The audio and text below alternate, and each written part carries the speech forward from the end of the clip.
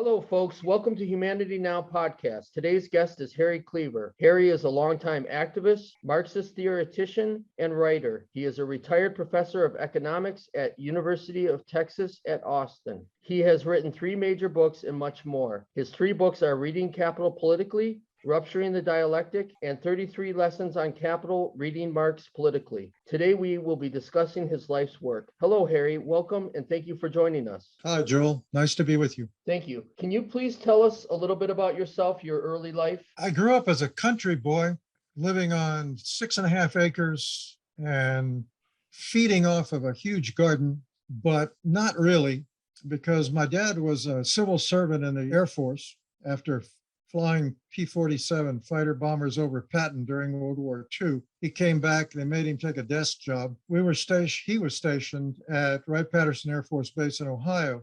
Both he and my mom were from the South, but both of them also had college degrees. So even though we were living in the country and more or less living off the land, plus his small Air Force salary, my background was really very middle class, college educated parents, house full of books, classical music, pretty much all the kind of things you'd expect in a well-educated middle-class family. You were politicized during the 60s. What led up to that and what politicized you? My preoccupations in high school were not what we would call political, although we were living in a part of Ohio which was basically white. There were no blacks in my school. I was in the same school system for 12 years, from first grade to 12th grade. And in all that time, there were no blacks or Hispanics either. This was a lily white, mainly rural community in southern Ohio. And the only blacks we ever encountered were black basketball players from an orphanage, at which point I heard some anti-black comments, and to which I responded negatively. And that was because they were racist comments, and I didn't like it, and I said so, and got labeled a nigger lover. But it was typical of the conservative community. My parents were much more liberal than the surrounding community, but that was very marginally political. It's not like I was undertaking any actions. It wasn't until I got to college when civil rights movements started rolling locally, and I got involved in that, got thrown in jail along with a couple hundred other people. So I suppose that was really the beginning of my politicization. And that continued when I spent a year in France, more than a year, studying at the l'Université de Montpellier in southern France. And there I kept meeting Vietnamese students. And remember, this is back in 1964, just at the time of the massive American buildup in Vietnam. And these Vietnamese students who were going to school in France because Vietnam had been a colony of France, they kept asking, what are you Americans doing to our country? And I had no idea, because up to that point, I had been a major in biochemistry. I got into college in the science, started off in the sciences. But I couldn't answer their questions. So when I got back, I started looking into it. I wanted to be able to answer their question. And it soon became obvious that I had a choice. I could either stay in the laboratory and turn my back on the world, basically, or I could turn my back on the laboratory and be engaged. And the result was that I switched from biochemistry to economics, and simultaneously studying American imperialism, American foreign policy. And I carried that with me to graduate school at Stanford. And the anti-Vietnam War movement was already rolling at Stanford when I got there in 1967. So I joined. I was a member of SDS. I joined SDS and was very heavily involved in the anti-war movement throughout my time there. To such a point that I lost an entire year of studies because I diverted all of my time and energy into researching Stanford's involvement in the war and the war itself and the historical background of the war, and not only the actual military engagements, but everything else that the U.S. was doing in terms of its counterinsurgency efforts. And that led to my writing a dissertation in the economics department on the origins of the Green Revolution. The Green Revolution being the introduction of new high-yielding varieties of grain, rice, in Southeast Asia. At that point, my academic work and my politics came together, and I was lucky enough to find a supervisor for such a dissertation. because it was written within a Marxist framework. Anyway, that's how things got started and rolling. How did you first hear about Marx? Oh, in those days, major access was not to Marx, but it was to radical publications of the time, of which probably the most important in the 60s were Ramparts magazine and Monthly Review, Paul Sweezy's little Marxist magazine coming out of New York. And they had a kind of neo-Marxism. And at that point, they rarely ever referred to Marx. They had their own, I don't know if you know this history, but Sweezy collaborated with Paul Baran, who was the only American Marxist professor in the United States, or overtly Marxist professor in the United States in economics. And he was at Stanford. Unfortunately, he died shortly before I got there. But Baran and Sweezy developed their own neo-Marxism, beginning with Baran's book on the political economy of growth, followed up by their joint work on monopoly capital. So that's how I knew. And of course, I took a course on the history of economic thought in which I learned all of the standard reasons why it wasn't worth reading Marx. But eventually I started reading Marx because I needed to map out a theoretical framework for my dissertation. And so I did, but drawing very little on Marx's own theory and more on the work of Marxist anthropologists who had been using Marxism to study the third world. The problem was that as I worked on my dissertation, I found a growing discrepancy between the ability of the theory and the history I was studying. The theory just wasn't helping me understand what was going on. And that led me back to Marx to see whether or not these people I had been reading had just misread the man and there was still something there worth reading, or whether my economics professors were correct and the man was really not worth reading. I mean, except, as an historical figure in the history of economics and politics and other fields. Then I started studying Marx seriously. And of course, the problem was that when it came time to defend my dissertation right before a committee, I no longer believed the theory that I'd used to construct the dissertation, but I didn't mention that to them. And therefore, they accepted it as it stood. So I got the job done. Yep, that's all that counts, right? So, Yep. who are some of your political influences? Is there a political tradition that you come from? Do you consider yourself? Well, like I said, I grew up in a liberal household. I was not a red diaper baby. And because I came to Marx late, like most of the people in my generation, with the exception of the relatively small number of people in the United States who were members of part of traditional Marxist parties like Trotskyist parties or the Communist Party of the USA, unless you came out of that tradition, the intellectuals that we looked to in the 60s, other than, as I mentioned, Monthly Review, which was primarily preoccupied with the third world, having basically dismissed the American working class as sold out, as part of what Engels and Lenin called the labor aristocracy. They're concerned with the third world. That's what attracted me to them and a lot of other people, because we were involved in fighting against the war in Vietnam. But other than that, we were also influenced by those young historians, and some not so young, who had been rewriting the history of America, of the United States, and in particular, the history of American foreign policy. People like William Appleman Williams, who, are retelling the story, not exactly from the bottom up, but at least revealing all of these things that the United States had done and the reasons why that were covered up by the usual recountings of American history. So until I really got back into Marx and Marxism, through Marxism to Marx, I should say, those intellectual references were all outside of Marxism. I see. You wrote Reading Capital Politically in 1979. What prompted you to write the book? Well, I didn't write a book. What happened was that because I was dissatisfied with the Marxist version of Marxist theory that I'd used in my dissertation, I went back to Marx. And because I decided that his value theory was the core of everything, I focused in on that and basically trying to figure out whether or not, it was worth anything.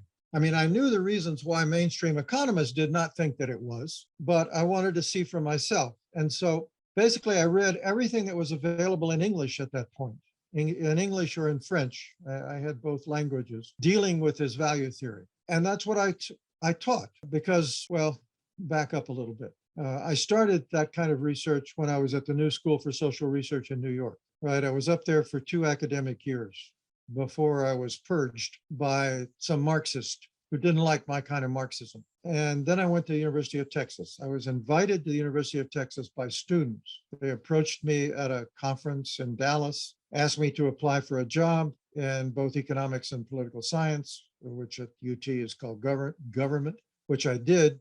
I got invited down to the economics department, gave a talk, and then I was offered a job.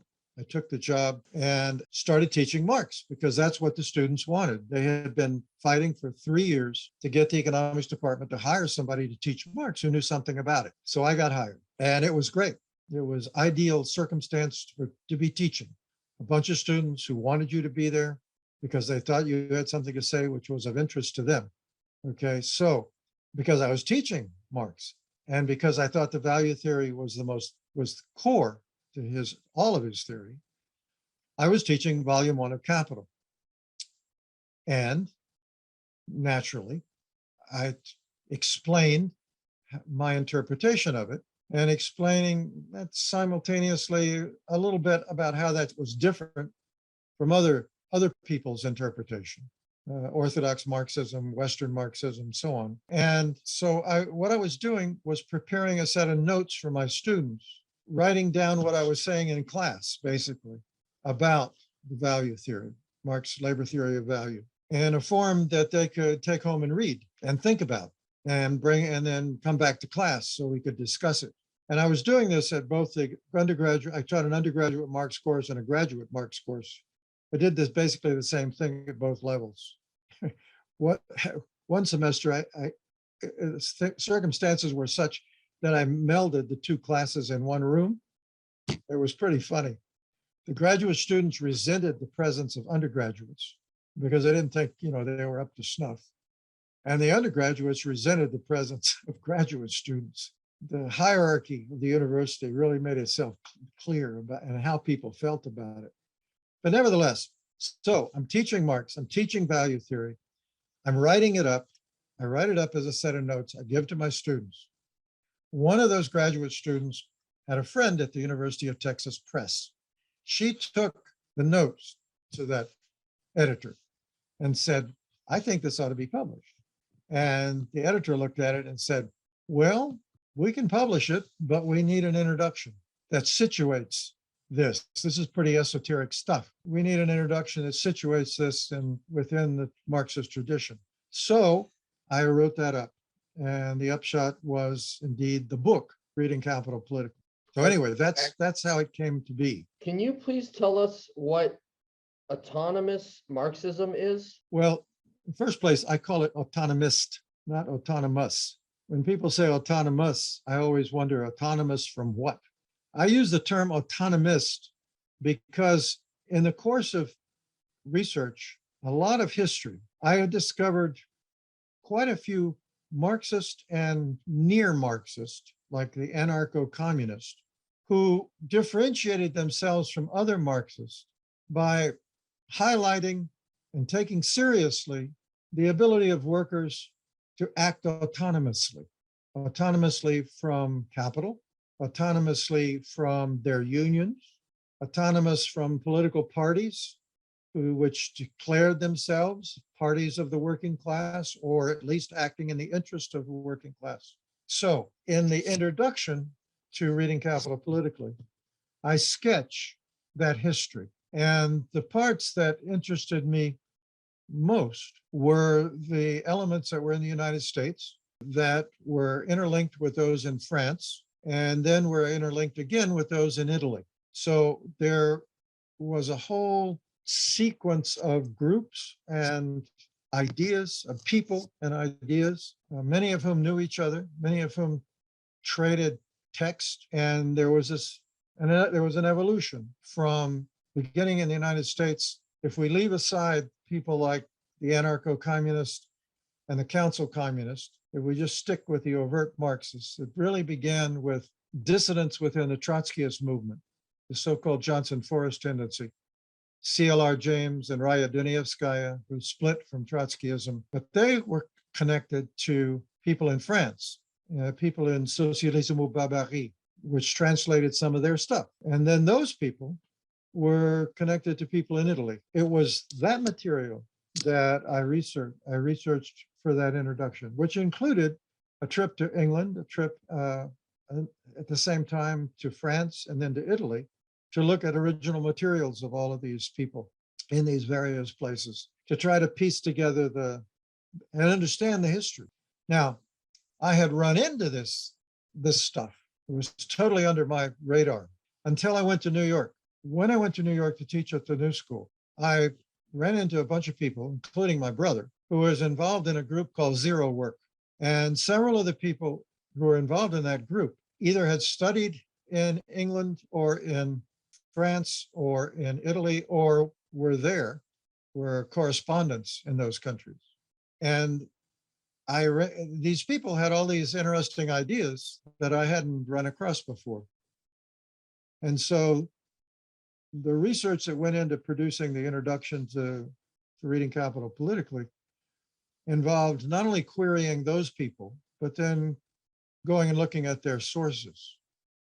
And I should add, it was at that point that I really really took seriously and began to dig into another whole area of intellectual work, which is related. And that's bottom-up history. Because one of the people involved in the Zero Work group was Peter Linebaugh, who's at this point, very well-known historian. He was a student of E.P. Thompson, who was one of the originators of bottom-up history, along with Eric Hobsbawm. So that stuff, it's all looking back, right? Peter's big book on the London Hanged is all 18th century, but it's all looking at things from the point of view of the workers who were being hung at Tyburn in London. Not from the point of view of capitalists trying to control them, but from the point of view of the workers and what they were doing and why they were subject to what Peter called the thanatocracy of England at that point in time, rule by death. So that's another related intellectual tradition, which fits into this general category that I use of autonomist Marxism. Namely, all of those different brands of Marxists and their work who privilege a working class point of view. And I was attracted to this, quite frankly, because I've always been, ever since college, I've been an activist. And so it seems to me that it still seems to me that to start with, we need to look at things from our point of view.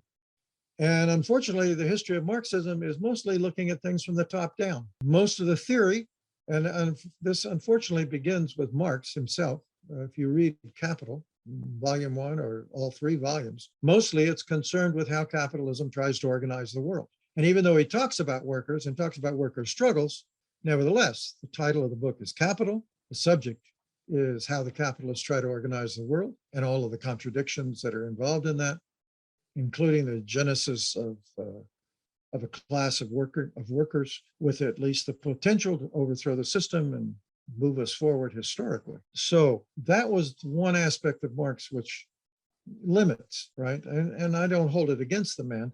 He did enough. But for those of us who come after, it's a gigantic gaping hole that needs to be filled in. And so the bottom-up historians were doing it from back in history. The Zero Work people were doing it in the present, in the midst of the New York City fiscal crisis in the mid-70s.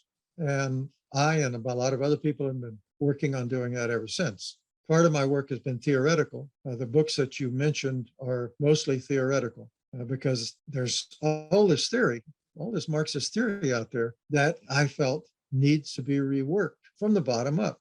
In other words, seeing the labor theory of value, for example, as a theory of the value of labor to capital. And the value of labor to capital is its usefulness in organizing society. Because when you think about it, that's capitalist society. It's the endless subordination of all of our lives to as much work as the bastards can get away with imposing on us. And when Marx was writing, that was 15 to 18 hours a day. But workers hammered that down, hammered it down to 40-hour week, hammered it down to 5-day week, and gave us the weekend. And in more recent years, they fought for even less. And capital has counterattacked, trying to reimpose more work ever since the Reagan administration back in the early 80s. Capital's been on the offensive. And unfortunately, the balance of initiative shifted from workers to their bosses. Can you name some of the people that you met in England, France, and Italy? Yeah, sure. Were you influenced by Casivardis? Not so much. There's early stuff, yes. He was involved in this tradition I'm talking about, but he dropped out of it after a while. Well, in England, the most important people from my point of view were Ed Emery and John Merrington. These two guys were responsible for translating and introducing this Italian stuff within this tradition into England. And John, of course, he died some years later, but Ed is still out there, still doing this work. In France, the key person for me was Jan Moulier. Now he uses the name Jan Moulier Boutin. He was involved in autonomous struggles in France, including those around immigration. At that time, when I first met him, he was just finishing up his dissertation, his doctorat at the Sorbonne, and he would become basically he would replace Louis Althusser, the French Marxist who was also the theorist of the French Communist Party. He would write 2 or 3 biographies of Althusser, but he would also found a couple of important journals. He was one of the founders of Futur Intérieur, and now still going is Metropolis. So Jan, he was able to say, okay, look, you want to look at Socialisme ou Barbarie, go to the library at Paris 8, and you'll find plenty of stuff, which I did. And of course, we discussed it, and we discussed how that material had influenced what he'd been doing and writing. Now, the other thing I should mention at this point before I get to Italy is that both in the United States, in all these countries, in the United States, in England, in France, and in Italy, this kind of thinking was also being influenced by the wages for housework movement, thanks to the early theoretical work of a woman in Italy named Maria Rosa della Costa, who about 1971, this is before I was paying close attention to Marx himself, she wrote a seminal essay analyzing how women's work in the home or in the community contributes to increasing the amount of surplus value capitalists are able to extract from the workers they employ by holding down the cost of labor power. So basically, the argument he was making was a feminist argument, and it was directed at Marxists in Italy originally. First Marxists in Italy, but then there was an international wages for housework campaign based on this. So it was directed at Marxists in general, saying, "Hey guys," because most of them were guys, "you've been neglecting, because your master largely neglected, not entirely, but mostly neglected, the whole domain of reproductive work in the home and in the community. You have to take that into account in your theory, as well as, of course, in your political organizing. You need to understand, because you've neglected it, that's why there's an autonomous women's movement. The so-called second wave feminism from the 70s and 80s, blew up, organized by women, because they didn't feel like they or their work or their struggles were being taken seriously by the men who were running all kinds of movements, including, I might add, the anti-war movement in the United States was mostly run by men. You look at all the pictures back then and you'll see lots of women in mass demonstrations, but you won't see many of them on podiums. We worked at it. We were listening even then. I was listening in particular because I had read Simone de Beauvoir while I was in France and had caught on early that something was missing here. So we need to fold that into this history. And I do that in the introduction to reading Capital politically. At any rate, so Jan Moulier Boutin in France for me, was an important person in opening a lot of doors. Then I went to Italy. And in Italy, I met some of the best known people in this tradition. Bruno Cartosio, who's an historian, lives in Milano. Tony Negri, who was living in Milano at that point in time. This is 1978 when I was there. This was a year before he was thrown in prison, or thousands of his friends and my friends were thrown in prison. This was during the great crackdown when the Italian government used the Brigata Rossa assassination of Aldo Moro as an excuse to jail all of their political enemies. Bruno Cartosio, Tony Negri, Ferruccio Gambino. I went from Milano on to Padua, where Ferruccio taught, and Maria Rosa. Maria Rosa was also teaching at the University of Padua. So those people were all stuck more literature under my nose, introduced me to more people. So those were key people in my understanding of this tradition, from which, I drew what I liked, as we always do, right? We take what we think is good and useful, and we ignore that which we don't find all that useful. And it's out of that I've crafted the subsequent two books, Rupturing the Dialectic and 33 Lessons on Capital. About that, I should say this. You asked me about the origin of reading Capital politically. That was a set of notes, which I had drawn up for my students at the New School in New York. When I got to Texas, of course, I made those notes available to my students too. But I kept having this experience that I was saying a lot more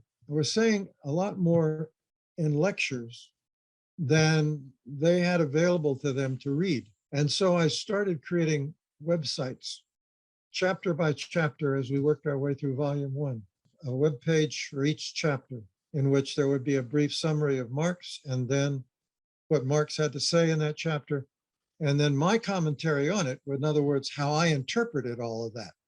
And I would ask my students to read Marx and then read my interpretation, and then just decide what they thought about those two.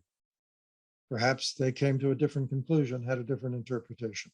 So what happened was that eventually somebody said, you should turn all those web pages into a book. And I said, well, I could do that. And so after a whole bunch of people said, do it, I did it.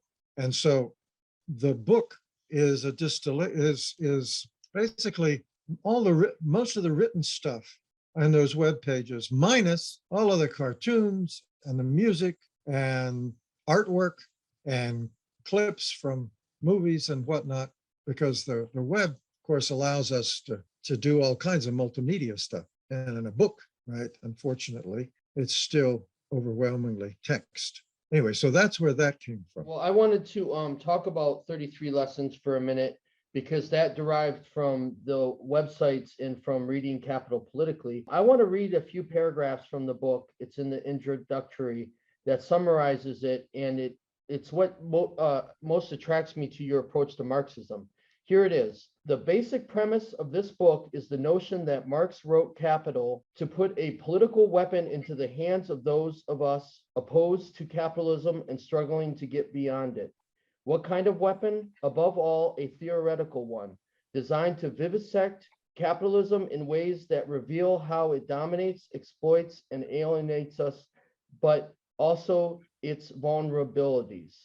Although committing surgery on living animals for research, testing, or education is vile, vivisecting capitalism theoretically to figure out how to disrupt it, defeat it, and create real alternatives is all too necessary.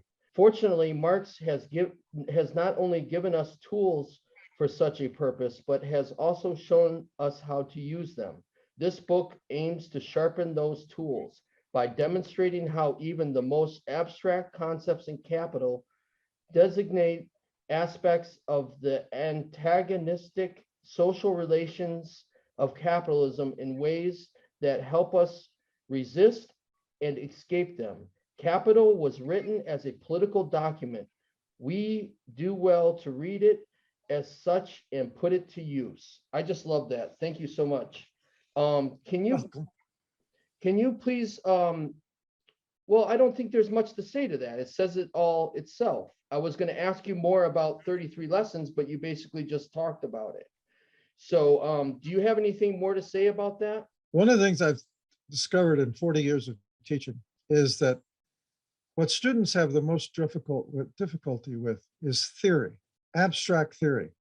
So I have found that it is really important to be able to illustrate in the real world, past and present, whatever it is the theory is trying to help us understand, right? Because theory is only useful if it helps us understand, if it draws our attention to things that we perceive as being important. Now, as I said in that quote, that passage that you quoted, Marx does that.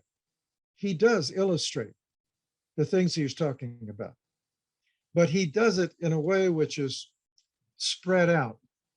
It's infamously, while Marx was constructing Volume 1 of Capital, a copy of Hegel's book, Science of Logic, fell into his hands. And he used it to organize the structure of Volume 1 of Capital. And like the Science of Logic, it starts out with the most abstract. Hegel starts with being, Marx starts with value. And so it's only as the book develops that you can see how that abstract theory at the beginning is relevant to all this much more concrete stuff later on. And unfortunately, lots of people start with chapter 1, which is really abstract, and then then abandon it. But those who go on and read the rest of it realize, oh, we better go back and reread that first stuff in order to see exactly how these things mesh, how that theory is being applied over here.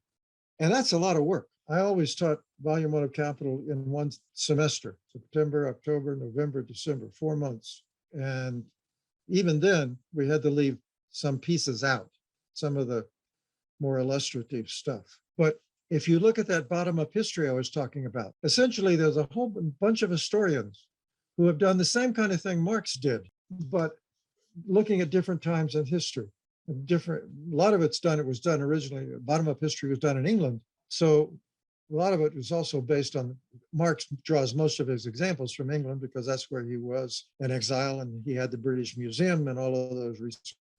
So do these latter day bottom-up historians. So there's plenty of material out there to show you sort of how to do it. And I think that if you look at that stuff and then you go back and look at the theory and you try to put the two together, then it all becomes much clearer. And that's a lot of what I've been trying to do over the years and in my teaching until I retired and in the writing. And I say this in 33 lessons in that book. And then the other problem, of course, is extending the analysis, which is, for example, what Maria Rosa de la Costa did in filling in that gaping hole that Marx left in Capital. He looked at how capitalists organized the workers that they were exploiting in their factories, but he didn't look much at how work was organized in families and in communities. But that's what Maria Rosa does, and a lot of others. And by the way, a lot of feminists have done that. Simone de Beauvoir did it. She just didn't do it within an explicit Marxist framework, nor was she trying to correct a tendency. Well, I don't know whether she was or not, but I started to say whether she was trying to correct the tendency of Marxists at the time, which is 1940s, to ignore all of this as well. So that's what's tough, is reading all of this stuff, but then looking for and identifying parallels in our world right now, in this time period, and how things have changed, and the degree to which the theory is applicable to phenomena that we think are important, but that weren't dealt with substantially by Marx or by anybody using his analysis after that. Of course, there are a lot of people who have used his analysis and they've done good work, even though it's not, from my point of view, it's not adequate. The Frankfurt School by so-called Western Marxism, who tried to extend Marx's analysis of capitalist domination and control to the realm of culture. It's really good work. They did a lot of good work. Unfortunately, like a lot of Marxists, it's all top down. It's all about how capital tries to manipulate culture in order to control us. And what they proved unable to do was to look at the struggles against that and the way in which people repeatedly escape that attempt at control. That's the hole in their work, which fortunately can be filled, because throughout the history of capitalist effort to impose that kind of control, there have been resistance. For example, music. This is a reason why the online version of 33 Lessons has lots of music in it, because a lot of the music is critical of capitalism and or tries to escape capitalist domination of music, like the punks, right? The punk music was originally an explicit desire to escape the commercialization of rock and roll, right? The thesis was, if you can pick up a guitar or some other musical instrument and play it in your garage, you can make music. You don't have to meet a commercial recording studio's judgment about whether or not it's worthwhile. Folk music, worker songs. I mean, throughout the history, it's all there. But the critical theorists, in general, ignore it all. They have ignored it. They only look at it from the top down. So, I'd say that's what I've been busy at these last few decades, trying to get people to look at what we've been doing and how it ruptures what capital tries to do. That's the sense of the title of that book, by the way. Rupturing the Dialectic is rupturing the dialectic of capital, the dialectic that it tries to impose, in which it sublates, in which it harnesses, in which it internalizes, in which it instrumentalizes all our struggles to make them part of itself. And yet, time and again, it fails. And time and again, when it does succeed, we go on and find some other way to rupture what it's trying to do. Okay, that's great. I was going to ask you next about Rupturing the Dialectic. You wrote that in 2017. It was based off a series of lectures you gave in Europe in 2012. Can you talk about those lectures a little bit? A bunch of people in Warsaw, in Poland, organized a conference on Hegel, Marx, and global crisis. And they invited me. And so I drew up a paper to present at that conference. It's online, by the way. You can watch it on YouTube with Polish subtitles, because of course I don't speak Polish. So I delivered my talk in English, but they filmed it and they subtitled it in Polish. That's the origin of the book. It was a pretty long paper. It was aimed at what I thought were more Hegel scholars than Marx scholars, because after all, right, throughout the Soviet period, the Soviet Union had used Marx as an ideological tool to subordinate and exploit workers throughout Eastern Europe and the rest of the Soviet Union. So if you followed East European dissidents that were involved in, say, the Hungarian Revolution of '56, or the revolt in Czechoslovakia in '68, or other places, or Poland around Solidarność, they were not drawing mostly on Marx. In fact, they were doing a critique of that. So it was fine with me. I looked up all the other people who were going to be at the conference, and lo and behold, yes, mostly they were Hegel scholars, a few Marxists. So I tried to gear my talk to explaining why I thought that despite all of this misuse of Marx for a purpose diametrically opposed to the one that he embraced, namely undoing capitalism, he's still useful. His writings are still useful. And in fact, they help you understand what was going on in the Soviet Union, help you recognize that it was a form of state capitalism, that, Lenin was honest about it. Back in 1918, he said, we're going to do what the German state capitalists have done, except we're not going to be capitalist. The Communist Party is going to control it in the interest of the working class. Unfortunately, neither he nor his successors created any mechanism whereby the workers could be certain that that's what they were doing. And in fact, that wasn't what they were doing to a considerable degree. They did provide a kind of basic welfare state, but beyond that, they were exploiting workers as much as they could get away with, and they were plowing it into industrial development and then into military development and so on. And there were reasons for why they did what they did historically, but nevertheless, the upshot was the Soviet Union, which was not a socialist republic. It was a capitalist country. It was a capitalist system. It was a state capitalist system. Anyway, so I geared what I had to say to trying to convince people who might be skeptical of the usefulness of Marxism and of Marxist value theory, and understanding the situation in which they found themselves, which in 2017 of course, was in the post-Soviet era, although there are a lot of hangovers, as we're seeing even now. Since I was over there, Poland, the political class in Poland has become more and more reactionary, more and more authoritarian, just like the regime in Hungary and so on. We're now seeing a willingness to admit a hell of a lot of Ukrainian refugees by the same people who rejected admitting Syrian refugees, Muslim refugees. Unfortunately, the Catholic Church is still powerful in Poland, and its own reactionary attitudes have been harnessed by the political elite in Poland and wielded against immigration from the Middle East in exactly the opposite way that they're now treating immigrants from the Ukraine. Anyhow, that's the genesis of that. And then so when I came back, I had this rather long, rather detailed essay, and I said I could turn this into a book if anybody's interested. And lo and behold, AK Press was interested. I have a sympathetic reception among a lot of anarchists, of the anarcho-communist variety, I guess. And AK Press is predominantly an anarchist press. So they thought they might like what I'd done. And so they looked at it and said, okay, well, turn it into a book and we'll see what we think. Well, I started turning it into a book. I realized that there was a whole bunch of stuff that needed to be greatly elaborated and newly developed. And so turning that essay into a book took another couple of years to do. But that was its genesis. I wanted to ask you one more question about Marxism. Do you see any holes in Marxism that still exist that need to be filled? Sure.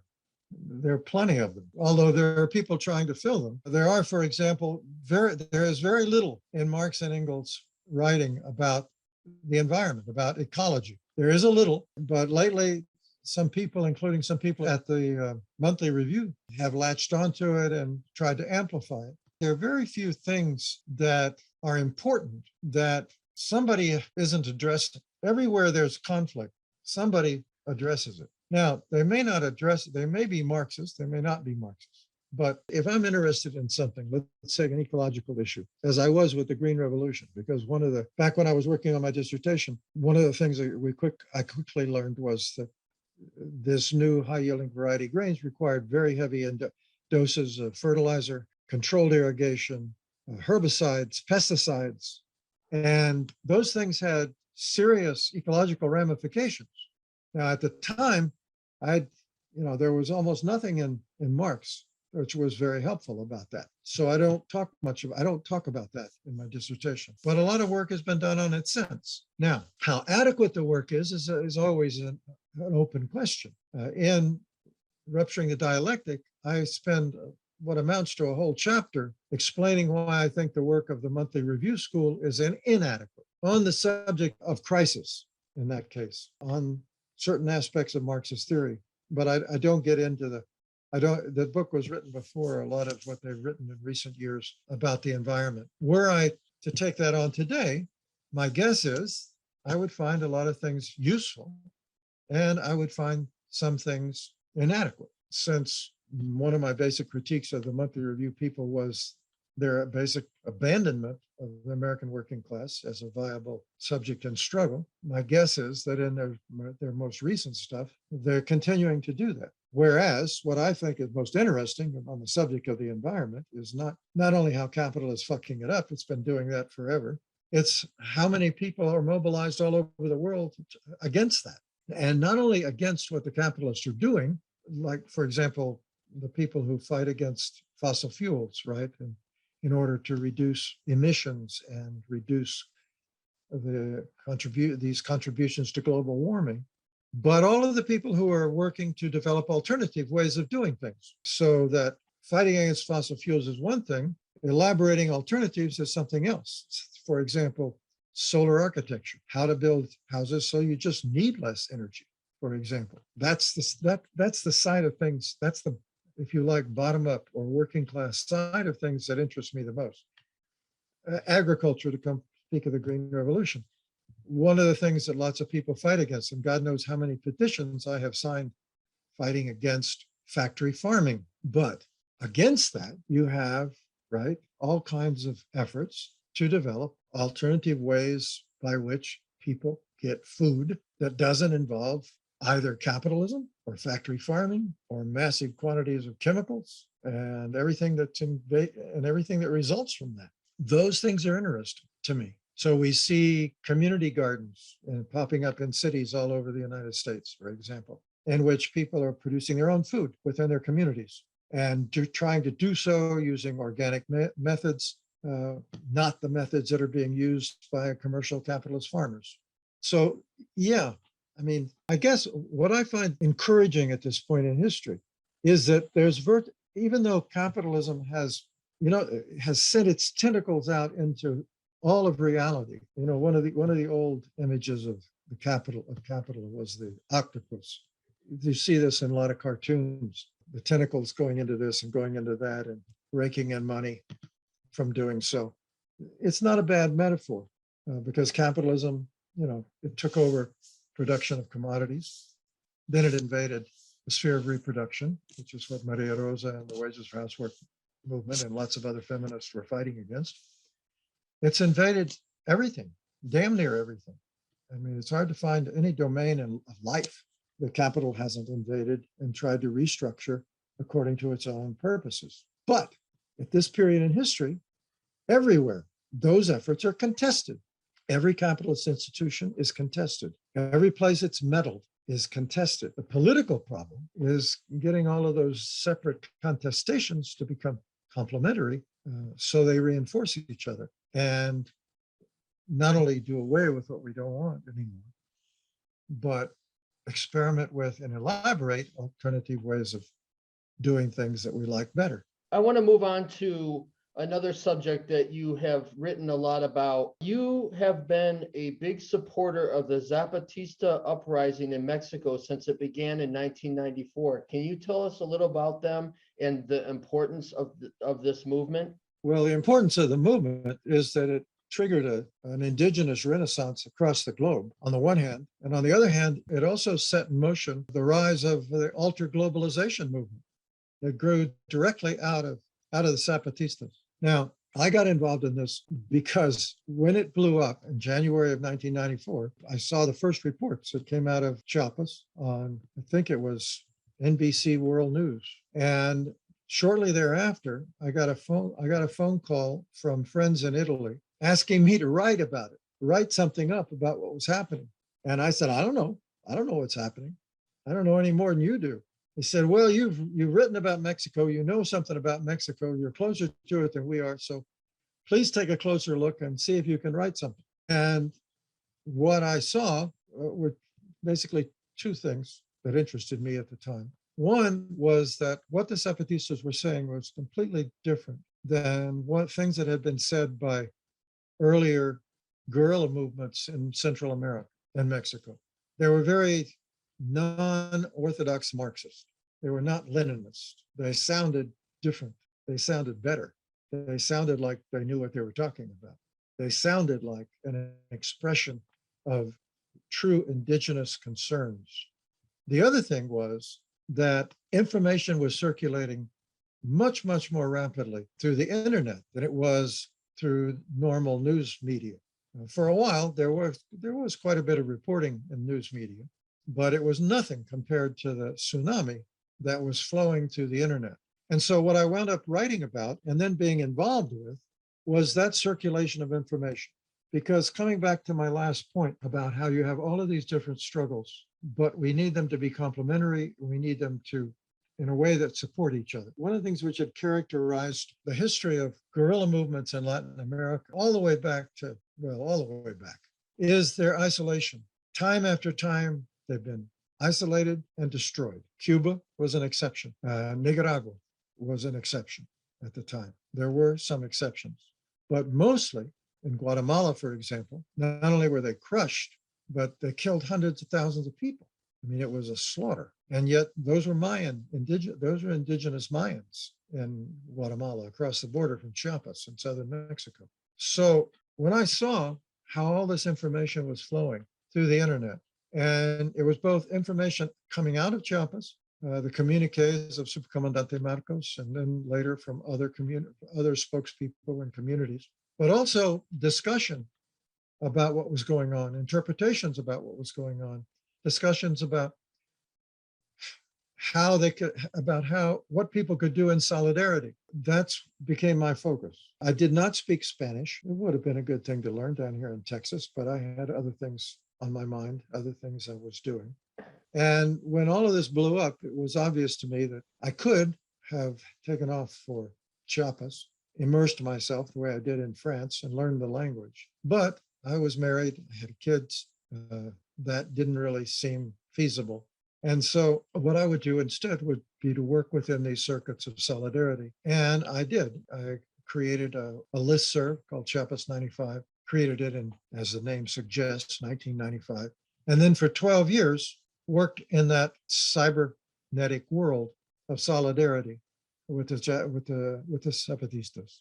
And it was because I was working in there that I saw how, one, as I said, they triggered an indigenous renaissance all over the place, because what the Zapatistas had to say resonated with indigenous people, but it also resonated with anti-capitalists all over the world.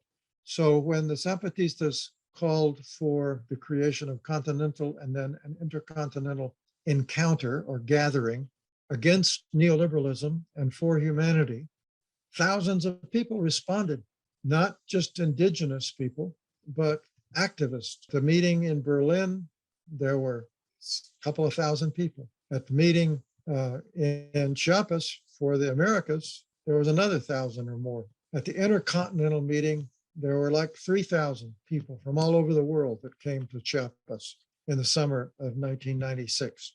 And it was from that the alter globalization movement emerged, because the people from Switzerland went back and hooked up with Indian peasants. They launched the first anti-WTO, World Trade Organization, actions in Geneva, which was followed then later by the anti-World Trade Organization mobilization in Seattle, the famous Battle of Seattle. But there was also development going on in the way in which those of us on the bottom, were circulating information. It was the battle of what went into the media preparations for the Battle of Seattle resulted in the rise of indie media, which then spread all over the world. Independent media, working through the internet. During the Battle of Seattle, there were dozens of people with video cameras on the ground, and they were filming what people were doing, and their reporting was totally unlike what was coming across all the mainstream media.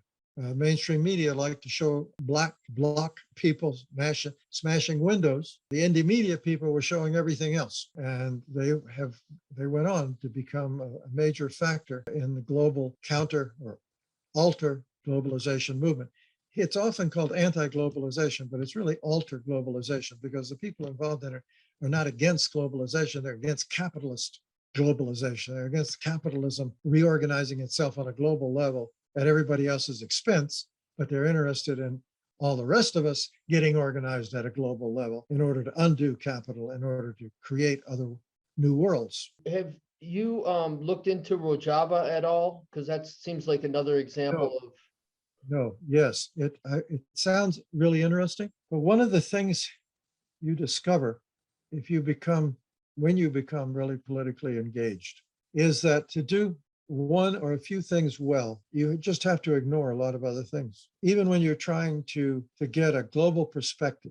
The last time I really worked at that was in an article that I wrote for Zero Work called Food, Famine, and International Crisis. And if you look at that article, it's on the Zero Work website, www.zerowork.org, you'll see that I really tried to get a handle on what was going on with food around the world. And it included the first world, the second world, and the third world. But of course, not all of it. Even then, lots is left out. So Rojava is an example. Yeah. But long before Rojava, you remember Chile and the overthrow of Allende. At that time, I was heavily involved in doing other things. And I simply said, I'm just not going to pay attention. Yeah, I said that to one of my ex-wives, and that didn't go over very well. Well, they've obviously never come up against their own personal limits on just how much stuff you can take in. Right. It's like movies of capitalist horrors. How many of them do you need to watch? I watched Z when it came out. I watched State of Siege when it came out. It's about the struggle of guerrillas in Uruguay after they executed Dan Mitrione, this AID worker, Agency for International Development worker, who had been teaching the Uruguayan police how to torture dissidents in Uruguay. So when Missing came along about this guy's search for his son who'd been killed by the military that overthrew Allende, I said, no, thank you. I don't need to see that. I know enough. It's just like right now. It's possible to sit glued to the television and near 24 hours a day, take in information about what's happening in the Ukraine. If you do that, I don't hold it against you. Maybe something great will come out of it, but you're not going to have time and energy to do anything else. So I try to keep tab of what's going on, but I dramatically limit my intake. And because on mass media, there's a lot of repetition, that actually facilitates limiting your intake. But you have to. It's like all the other horrors of the world. Anything you want to take up. There's 1 million women being raped every day. There's millions of old people being neglected and dying of starvation every day. And on and on and on and on and on and on and on. My students used to ask me, they'd look at all this stuff and say, what to do? Or as Lenin would said, well, as Chernyshevsky said, and then Lenin copied from him, what is to be done?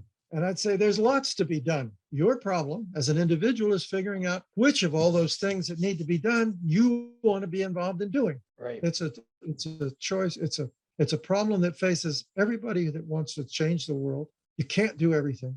You can't learn about everything and do anything. So choose. There's no rush. Take your time, study, look around, figure out what's most important to you. But then you have to decide.